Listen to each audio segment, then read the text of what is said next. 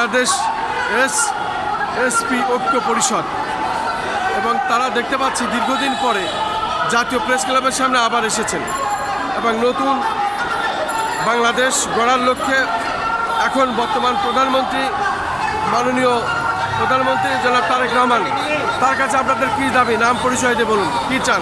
আমি মোহাম্মদ জালালউদ্দিন, কেন্দ্রীয় উপদেষ্টা সচিব, চট্টগ্রাম, কুমিল্লা।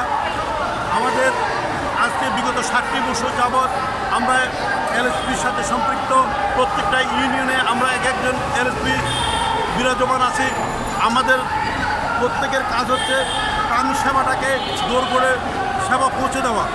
অদ্যবধি আমরা এই সেবাটাকে কাজে লাগিয়ে বাংলাদেশের অর্থনীতিতে প্রাণী সম্পদ সেক্টর বিশাল ভূমিকা পালন করেছেন। রাজস্বের এক চালিকা শক্তি হিসেবে প্রাণী সম্পদ খাত আবির্ভূত হয়েছেন। আমরা দুধ মাংসে স্বয়ংসম্পূর্ণ হয়েছি।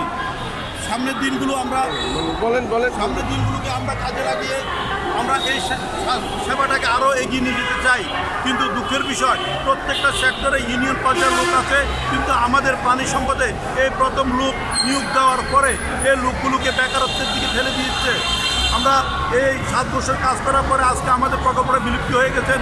আর আমাদের এই 4200টা পরিবার, 200টা পরিবারের সাথে সম্পৃক্ত জনপ্রতিনিধি আমরা 4 জন করেও ধরি। আমরা অনেকগুলো পরিবার আজকে বেকারত্বের অভিশাপে নিয়োজিত হচ্ছি। তো কাজে আমি মাননীয় প্রধানমন্ত্রীর কাছে অনুরোধ করব যে আপনি চাচ্ছেন যে এই দেশ যেন বেকারত্ব না থাকে, বেকারত্বের অভিশাপ থেকে আপনি জাতিকে মুক্তি দিতে চেয়েছিলেন। সেই সুবাদে আমরা বলবো আমাদের এই 4200 পরিবারকে ইউনিয়ন ভিত্তিক স্থায়ী নিয়োগ দিয়ে আমাদেরকে বেকারত্বের অভিশাপ থেকে মুক্তি করার জন্য আপনার কাছে বিনীত অনুরোধ করছি। আমরা যাতে এই পরিবারগুলো দুমুঠো ডাল ভাত খেয়ে আমাদের ছেলে সন্তানকে ভালো একটা দিকে ধাবিত করতে পারি, সেই সুযোগটা আপনার কাছে আমরা দাবি করছি। ধন্যবাদ। আপনাকে অনেক অনেক ধন্যবাদ।